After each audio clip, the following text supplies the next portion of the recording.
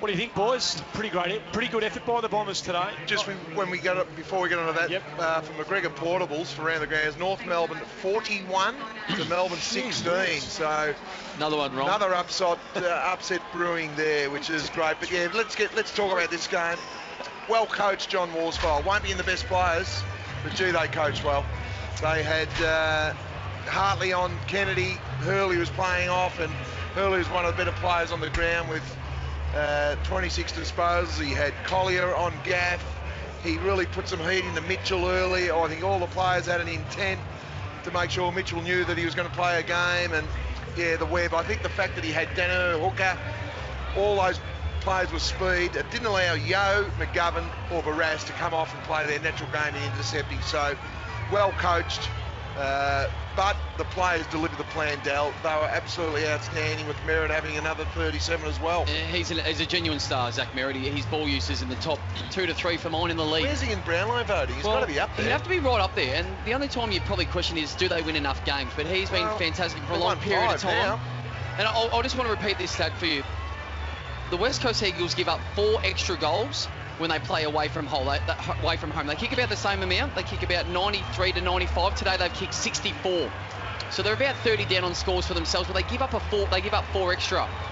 They've given up 125, and they normally give up around 95. So they just play completely different football. It's a different side away from Subiaco, and we sit here surprised after another 2.5 hours of football about what we saw, but we almost got to come to expect it when they come to Melbourne. It's just not what we think that we're about to see. Nick, I was just looking at the fact they only had the 3 goal kickers today, and I was just looking at, midfield players on ballers for him. Mitchell hasn't kicked a goal this year.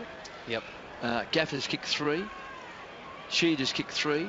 Maston has kicked 3. This is for the year. This is game number 9. Redden's kicked 1. Prittis has kicked 2. Shuey's kicked 5. And Duggan's kicked 2. Yeah, it's good start. So they don't get any goals from anyone other than the only goal kickers they have, of course, is Josh Kennedy, Lacroix, Darling, and Lacroix. And the other one, who's the only one in double figures with 12 for the season, is Hill, who kicks a lot of goals at the end of games and things of that nature. So he's not sort of kicking big goals for them, but he's got double figures. But they don't get any goals, do they, from midfield players or centre line players, or just don't get any goals. Not a lot of them, but it's a very good point, KB, and that may be somewhere that Adam Simpson needs to look at, get a bit more imagination, because those guys relied on it just to kick it in. So I don't think their training would come about to get in there and get some crumbs, where Essendon, they really asked a lot of questions of everything today.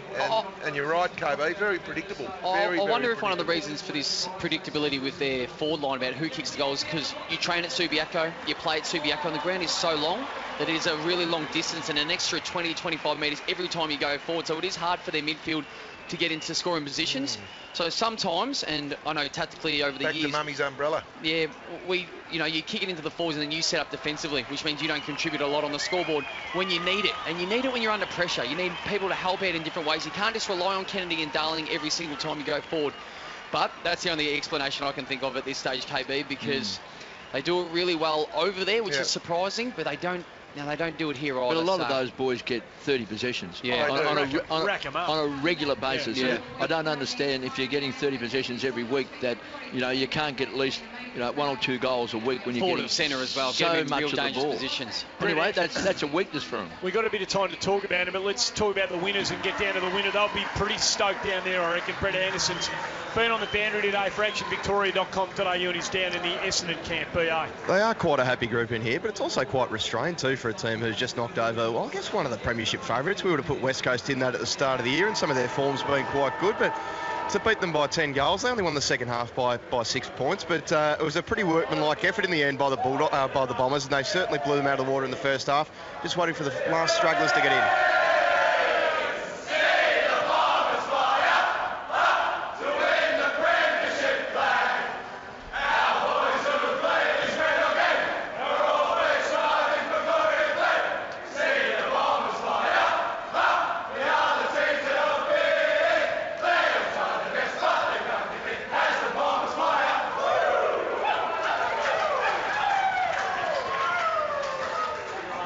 Bit of afters there, but Oblivion might get a play for us pretty quickly, mate, so we won't go too far away until we find out what's happening down there in the Essendon rooms. 19-11, 125. The Bombers 8-16, 54.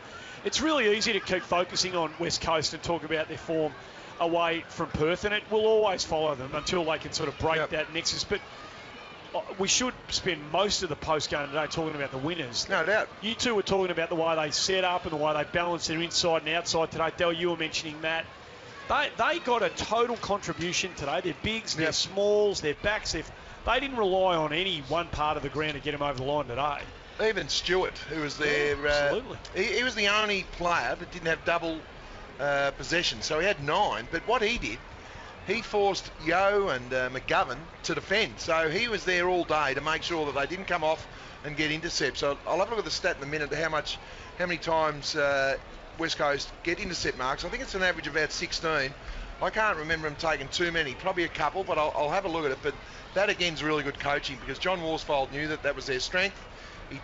But it's also their Achilles heel, because you get 6 forwards in there that can really play and have good leg speed. And Josh Green, KB's lad, he was terrific. Fantasia. They were terrific today. They really were, and well coached. Parrish is good. McDonald, Chip and Woody. Well. Got a lot of leg speed, haven't they? Yeah. They play the Tigers next week in the Dreamtime game. Oh, what a match! Wow. Actually, there'll be 90,000 there, so that's a big game. That's a big game now. Huge game. The bit I've been really impressed with, just to probably agree with what Spud's saying, is I love the way John Worsfold coached last week against Geelong.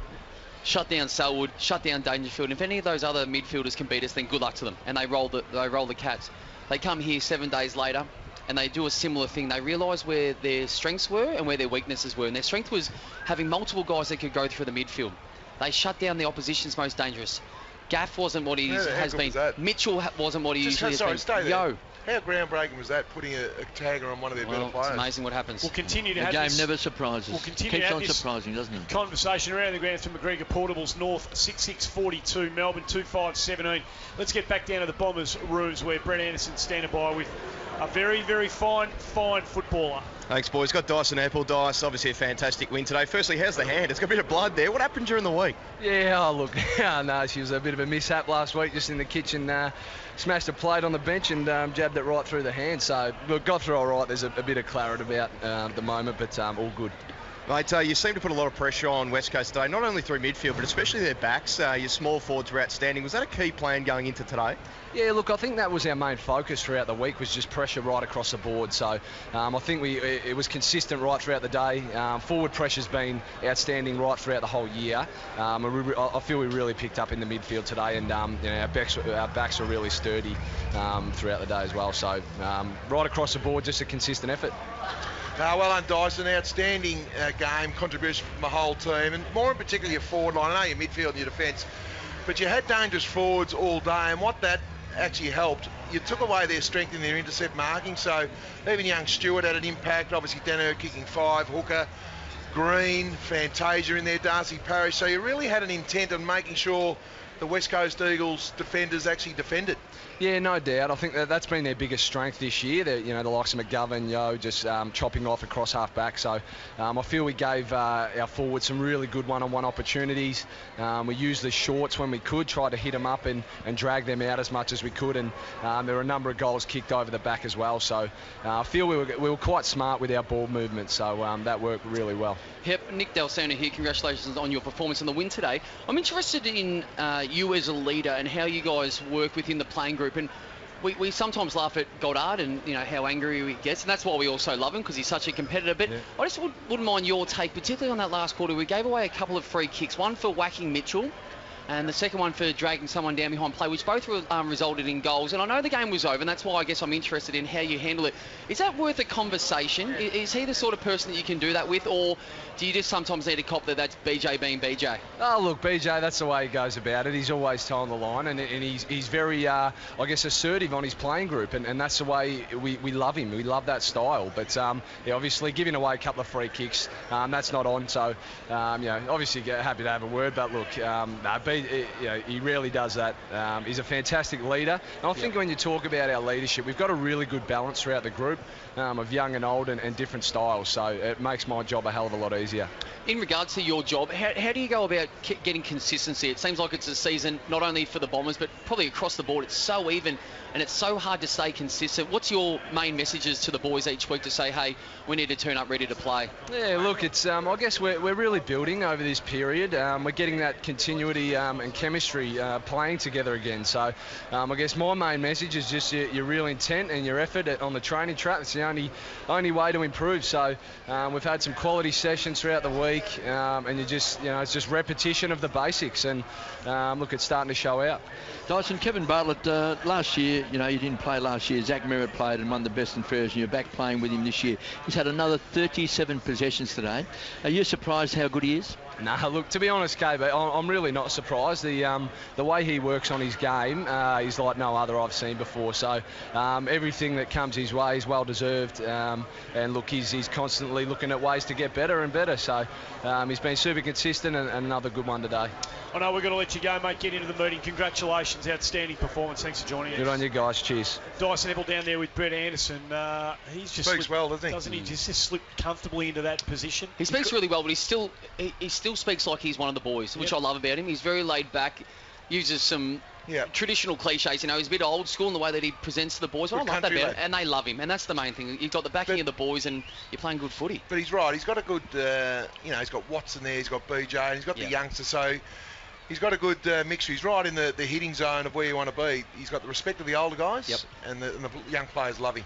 Match review for Inside Footy. Rate every player, every game, every week. See them online at www.sen.com.au. After the break, we'll speak to Eleni Gluftis. We'll have a ladder update for Rover Gardens and discuss the tyre power of Player of the Day. This is 11:16 SEN Footy for Toyota's Good for Footy program, supporting local clubs around Australia. Subway, slow cooked barbecue, pulled pork at Subway, available participating Subway restaurants. And Voost isotonics dissolve in water in minutes. The Bombers have done it comfortably here at Etihad Stadium. This quarter of SEN Football was brought to you by the experts in diamonds. Go to adc.com.au. G'day, Hamish here. Every Wednesday morning from 7, Bob Murphy joins us with his take on the landscape of the AFL and life in general. That's all on 11:16 SEN, Melbourne's home of footy. When you invest in the stock market, you can either pay exorbitant fees to brokers, which will lessen your returns, or you could go it alone and risk getting it wrong. Self-Wealth is a dynamic network of like-minded investors with a proven track record, allowing people to trade more than just shares. You also trade that all-important knowledge. Selfwealth.com.au, Australia's only fixed-fee trading solution. Just $9.50 per trade, regardless of trade size. Download the Self-Wealth trading app from Google Play or the App Store today. It's one thing to hear big moments in footy, but it's another thing to actually witness them. And with CrownBet AFL Live Vision, that's exactly what you can do. Oh, there's one for the history books right there. Watch every game, every moment, live on your mobile or tablet. This will go down as one of the greatest comebacks of the modern era. And it's available to all CrownBet members. Download the app today. CrownBet. Reward yourself. Conditions apply. 18 plus. Gamble responsibly. Jono! Hey, mate, come in. We're out the back. Yeah, a bit cold, isn't it? Oh, not really. I've got a heat strip. It's a heater of the future. Yeah, why is that? Well, it delivers more heat, uses less power, and looks like that. Whoa, that's awesome! Are they gas or electric? Both. Right, fixed or portable? Both. Jeez, it's warm. Well, where do you get them? Bunnings, mate, but they're at other independents too. You can find them all at heatstrip.com.au. This should put a smile on your face. Right now, it's mayhem madness at Chemist Warehouse because all big brand cosmetics are half price. Now is the perfect time to stock up on cosmetics like lipsticks, concealers, mascaras, foundations, eyeliners, and so much more. Discover your new look and stock up today on cosmetics at the Chemist Warehouse Mayhem Sale. So head in store to get big brand cosmetics for half price at Chemist Warehouse. Chemist Warehouse, lowest prices guaranteed. As part of of the Toyota Good for Footy program, Tony Sheehan shares more about the Toyota dealerships helping grassroots footy. Right now, during Good for Footy week at Cannon Toyota Heidelberg, they've got an exclusive offer available. Any car you purchase comes with free accessories. Established in 2001, Cannon Toyota Heidelberg has 3 times been awarded Victorian Dealer of the Year. Remember, any car you purchase at Cannon Toyota Heidelberg comes with free accessories. 473 Lower Heidelberg Road, LNCT 9753. Toyota Good for Footy program with Good for Footy stories at toyota.com.au/AFL stories. For Toyota's Good for Footy program, supporting local clubs around Australia, Subway, slow-cooked barbecue pulled pork at Subway, and Boost Isotonics, dissolves in water in minutes. This is SEN Sunday afternoon football with Essendon and West Coast from Etihad Stadium. At 4:15, we're off to Domain Stadium for the Dockers and the Blues on Melbourne's home of footy. The match review for Inside Footy, rating every player, every game, every week. See them online at www.sen.com.au. Just from McGregor Portables, Dal, around the ground. How's North Melbourne going without Nick Del Santo? Better, much better. Without myself, Boomer, Drew. They are 43-17, and we are 19 and a half to play in the second, so only a few minutes in the second quarter. I'll repeat, 43 North Melbourne, 17 Melbourne. And the good news is that it looks like Ben Cunnington was doing a little fitness test at quarter time, and it looks like he's going to be okay. So the ladder up, we're going to get down to Eleni Gluftis in about 5 minutes, so we might clear our commitments here so we can spend the last couple of minutes before we hand it over to the boys in Perth, getting her observations of her first day. The ladder update for Rover Garden Equipment. Keep your garden looking good, even in winter. Essendon up to 9th. Percentage goes from 91.4 to 99.2 today, so up 8%. West Coast drop down to 4th. Percentage goes from 112.9, 113 down to 103.2. So that's a fair whack for them. The top 8 now: Adelaide, GWS, Geelong, West Coast, Port Adelaide, Richmond, the Bulldogs and St Kilda. So it continues to stay pretty interesting. We've got going down to Eleni Gluftis now, can we? I think she might be down there with Brett Anderson. Are you down there, BA? Or have we just got you, Eleni? Yeah, it's just me. Oh, hey, congratulations. Obviously a huge day for you, massive build-up. It's Annie Maher up here. 10 minutes after the final siren, how did it feel for you? Yeah, look, I'm not going to lie, I'm pretty happy for it to be finally over, but I'm... Well... We're just having a little bit of interference there. We'll push on for the time being, though. The pace of the game, I know you've done a couple of trial games and you would have been preparing for it, but did you find the step up at this level, quicker and really noticeable to you? Yeah, it was definitely much more noticeable, that pace of the game. But I think it helps. It's more predictable than, say, the VFL, so that does help in terms of being in the right position at the right time. Lenny, Kevin Bartlett, congratulations on this historic day. I was watching you through the binoculars when you had that first bounce, and you took a couple of deep breaths, and then after the ball hit the ground, there was a big smile on your face. Yeah, look, I was pretty happy to get the first one down. I won't lie, I didn't have a good day bouncing, but that's okay. That's how it goes, and I hope I made the right decisions, which is the most important thing. Just on that, we did make a comment that seemed like some new grass had been laid in the centre of the ground. Yes, they have relayed the turf, and it's not very nice for bouncing, I guess, but that's how it is, and we just have to push on and do our best. Well done, Eleni. I just noticed before the game, James Kelly went over and wished you all the best. I thought that was a great touch. Yeah, look, all the players were really supportive when we went down to the rooms. All were really encouraging and really happy to see a female there, which is great. And so, yeah, the players were great. What about that great roar you got when you gave deliberate out of bounds? Yeah, look, you're going to have decisions that are going to go one team's way, not the other way. And so, you take it when you can when the crowd's on your side. Well, up here, just watching it, I mean, you'll do your full review with your coaches, but up here it looked like we didn't think you made one bad decision, to be honest. They were all there.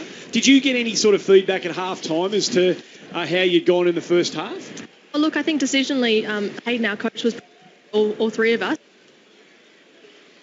Boy, look, Eleni, we've just had a bit of trouble with that line right at the very end. Hey, I don't know whether you can still hear us. We'll let you go. It's obviously a huge day for you and another significant landmark in the history of this game that we love so very much. Congratulations. Hopefully you enjoyed it, and there'll be many, many more to come. Thanks for joining us. Thanks for having me. Good on you. Eleni Gluftis, who got other media commitments. Sorry, very matter of fact. She took it all in stride, didn't she? Yeah, no, she was very good today. And I think another nice touch is, I know the umpires walk off and there was a lot of people standing, but all the eyes were facing down on her. She walked off first. It was a nice touch, and they were actually standing up clapping for her. So it was fantastic. It was as you mentioned, it was another milestone, another thing that AFL are trying to lead in, and that's a really good sign. Match review for Inside Football. Rate every player, every game, every week. See them online at www.sen.com.au. The Matchworks Recruit of the Year, boys. Connecting people to jobs, matchworks.com.au. Only one. Well, there were 5 in the mix, and only one of them was a first-year player. Yeah, you got to go with him.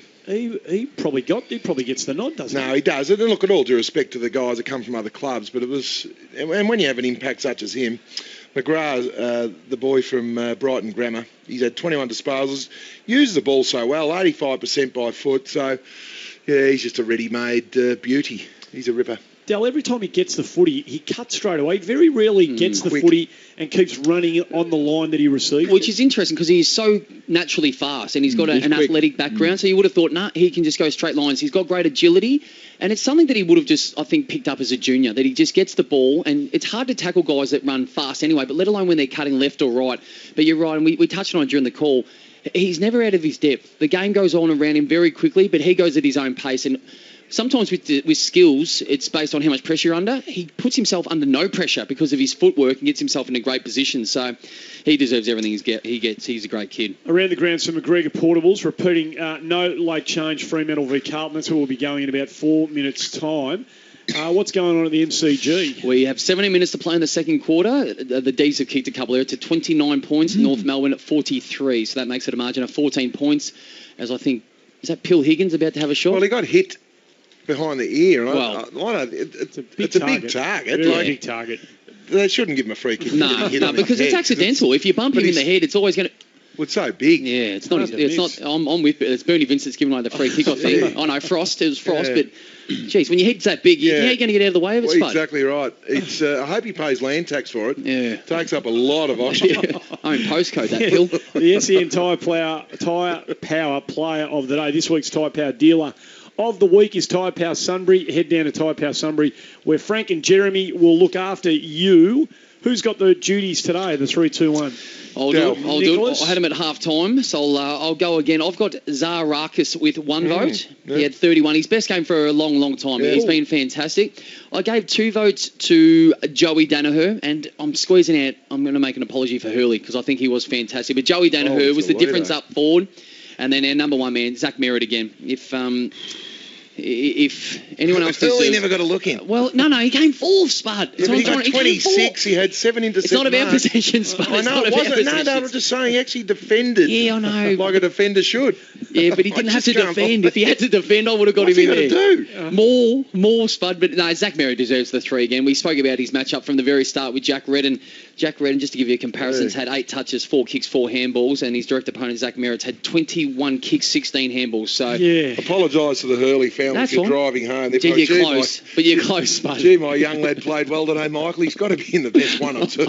Not on this station. Mick Del Santo hates defenders. He always has. Matty Campbell standing by from Crown Bet to bring us up to date with what the market's looking like in the game at Subiaco to follow us here. G'day, Matthew. Yes, g'day, Andy. These good upsets continued, don't they? So Carlton given a chance here. Fremantle, though, $1.34. Carlton have come in at $3.40. And the line for the game's been sort of fluctuating a bit depending on the weather, but at the moment it's 22.5 points.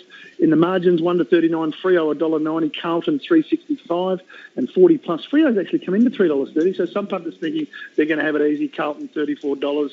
In the first goal scorer, McCarthy's at 9, Tabin at 10, Levi Casbolt 11, Kirsten 12, Wright 12. Sonny Walsh is a little bit further up the ground these days, but he's at $14. If you're having a bet, please gamble responsibly and enjoy the game. And who knows, maybe another upset. Matty, I just know you said good upsets. Is that... Yeah, right. Just talking through the kick, I reckon. Thanks, mate. Have a great Sunday evening. Matthew Campbell from Cranberry. The Chisholm game and goal of the day, lads. Orazio, left footer from the boundary. KB's call. Screwed it back. It was a ripper too. You rated that, I reckon, Kevin. Yeah. The SEN Glen Cameron Group mark of the day. Well, it was. There was no. Joe Danaher nearly took the mark. Nearly. Lucky he didn't because it was a free kick given from someone else. Wincaster nearly taking the mark. Was there one? There wasn't really. There wasn't even a courageous one. No. Would it be Cale Hooker? down this end, maybe? A contested marking? Yeah, There wasn't much. No, there wasn't many highlights with the marking. No, there's a lot of good, solid.